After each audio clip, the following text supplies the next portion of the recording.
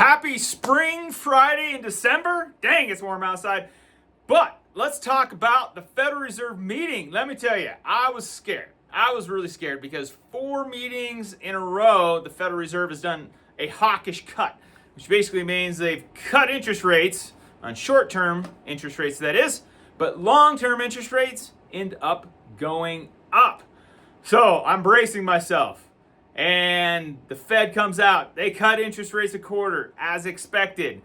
And mortgage rates don't go up. I'll look back an hour later. They don't go up. And they don't go up.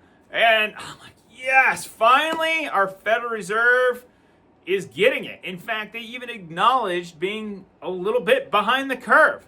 Some rhetoric that came out of the Fed. They acknowledged that the job market is gradually cooling and that job numbers could be overstated. Now, what they're talking about is job growth numbers, and that, in fact, the job market was shrinking. So, if you've been watching my videos, I've been talking so much about how the labor market is really what's driving the mortgage market, the mortgage interest rates, and so softness in the labor market is the most important thing for mortgage rates to go down. So, to have the Federal Reserve start to acknowledge that, that's really good news for mortgages looking into 2026, because as I've said previously, 60 to 70% of mortgage rates is based upon Fed policy. So if the Fed is going to be more dovish, more helping us out here in the housing industry with